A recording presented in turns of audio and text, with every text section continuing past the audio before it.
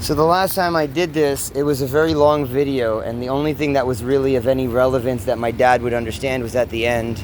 And when I sent it to my dad, he said the most pathetic, pearl-clutching, "I'm scared for you" statement. He was like, hey, feel embarrassed and exposed. He said, hey, I pity you, or something like that. And, it's difficult for me to put people's words into the context of society when there's no such thing as society. It's difficult for me to... This is a cute little sticker. It's difficult for me to give meaning to words that don't contribute to me functioning.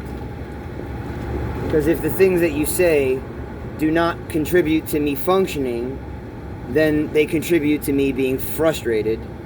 And if the things that you say contribute to me being frustrated, then unfortunately the only benefactor for male frustration are women that do not know how to have consensual, satisfactory, intimate experiences.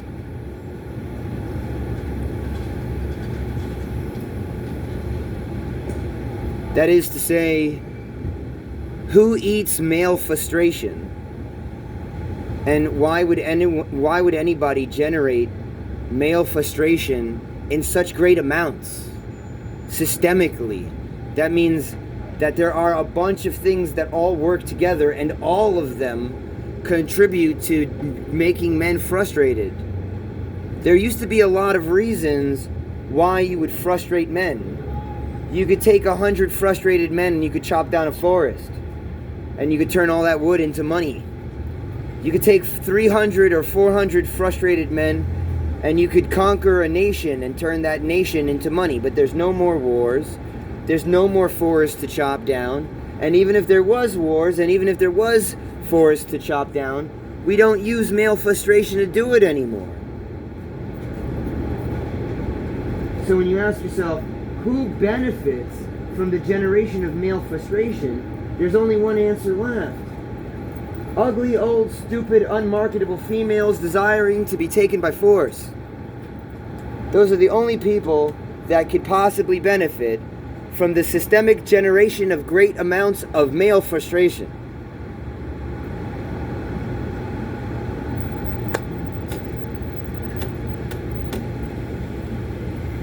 You hear that?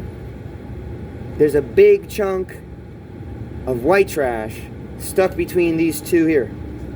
Check this out.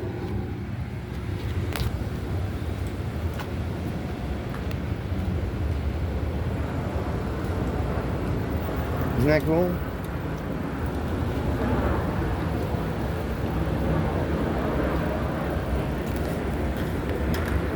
Look at that. As you would expect, it's very, very light for its size. And as long as I use gloves, it's not, or as long as I keep my mind free of the worry of the disease, one side of it's dirty because it was on the floor. Anyway.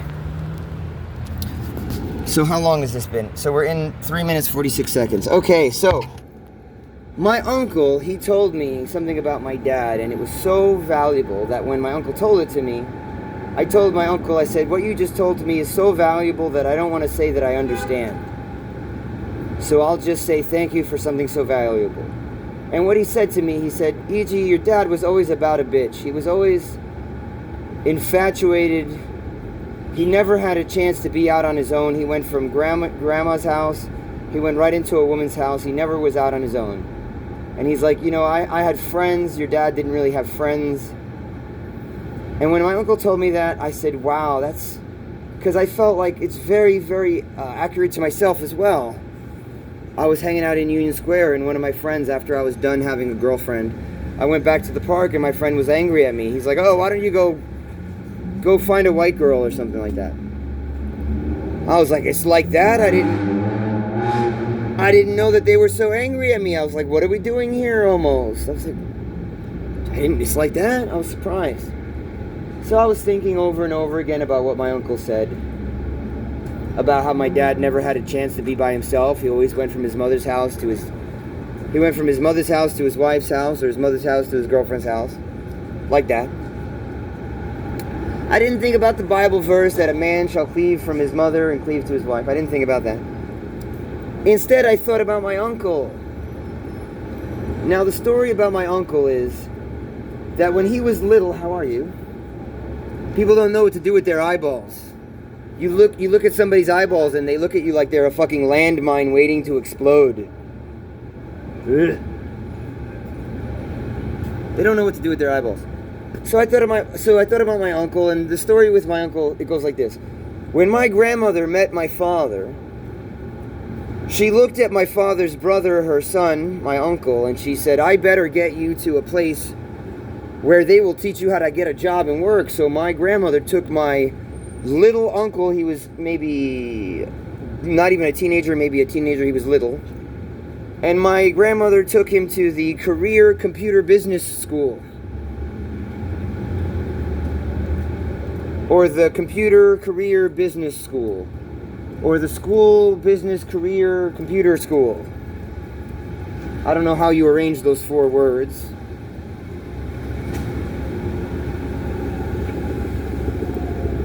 Career Business School Computer. Computer Career School Business. So when my grandmother met my father, she said to my uncle, and by met my father, I mean that she got to know him and she saw that the way he was the way he was, and that wasn't going to change. And as soon as she saw that what it was going to be like for my dad, she went to my uncle and she said, "I better get you, and I better take you to the computer school for business careers." So I'm pretty good for like the first 2 weeks. Yeah, people don't know what to do with their eyes. No, they look at you like they're landmines waiting to explode.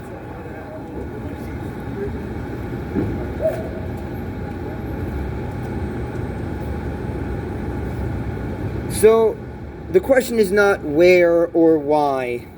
The question is when. When did my grandmother take my uncle to the Career Business Computer School? And the answer is, that's not fair, you're cheating. That's how early and how far back that my uncle went to the Career Computer Business School.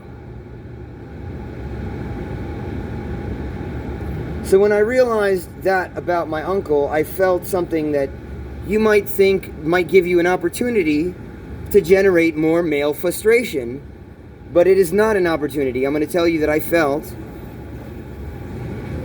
a God thing, a deity, responsibility. As money, as myself money, Ophiuchus, the 13th friggin' astrological symbol, that my astrological symbol is the money sign, practically. I was like,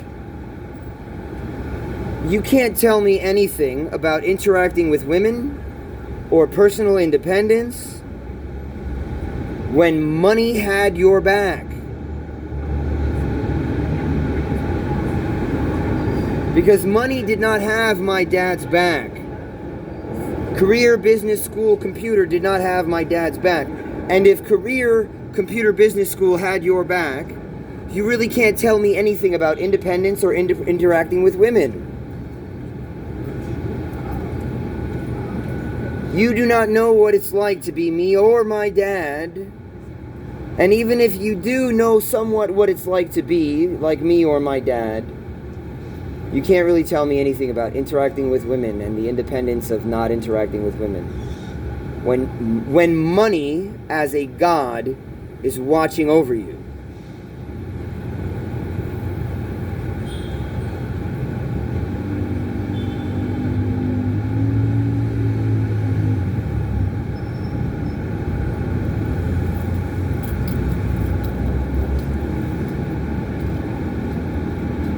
I don't have to go back and tell stories about what it's like growing up alone, lonely. My dad alone, having no one to reach out to. How he moved into College Point, where all of our family was living, and almost never visited us. Even though we moved into their town so that we could be less alone, even though our house was very nice and was a nice place to host friends. Yeah, I'm sorry that I cannot kidnap you. Look at that. That white girl's practically kidnapping herself. Look at that car.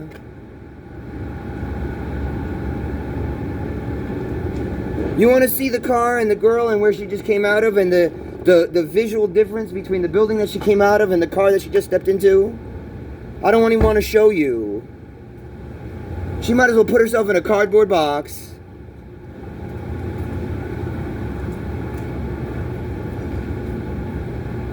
Is that, Kate Mara? Hi, Kate Mara. Is that you? But is it really Kate Mara? You were really good in Fantastic Four, and what they did to Josh Trank, what they did to Josh Trank was horrible. Second famous person I saw in the area.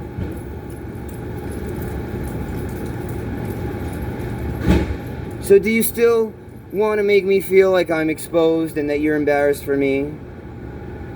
As if there's such a thing as other people? Oh yeah, I don't have to tell stories about how lonely it is to be me, or how cosmically isolated, or the intensity of the fear that we experienced that my dad had to experience. I don't have to tell you stories. Look around.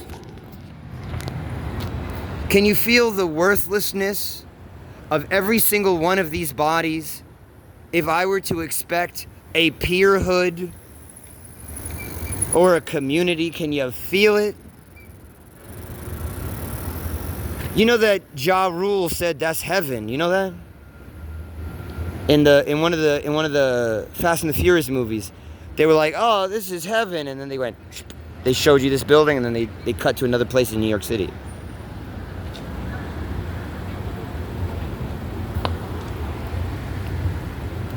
Ugh.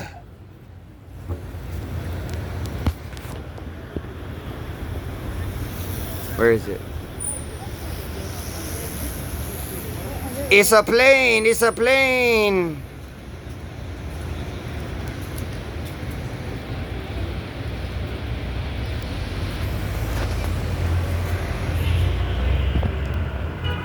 Well, I'm so polite that I'm shooting the camera at the ground. I'm so polite that when I was 14 years old, a song came out on the radio that said, age 14, they got you down on your knees. So polite, you're busy still saying please. Besides heaven, huh?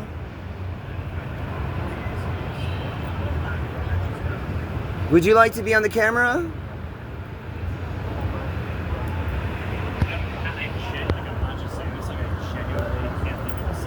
Check out that body language. What does that body language tell you? Can you imagine with that body language staring at me?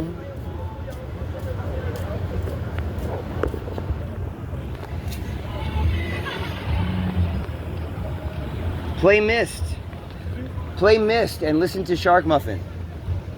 Mist, M-Y-S-T, and Shark Muffin, you'll figure it out. That's it. We'll upload this.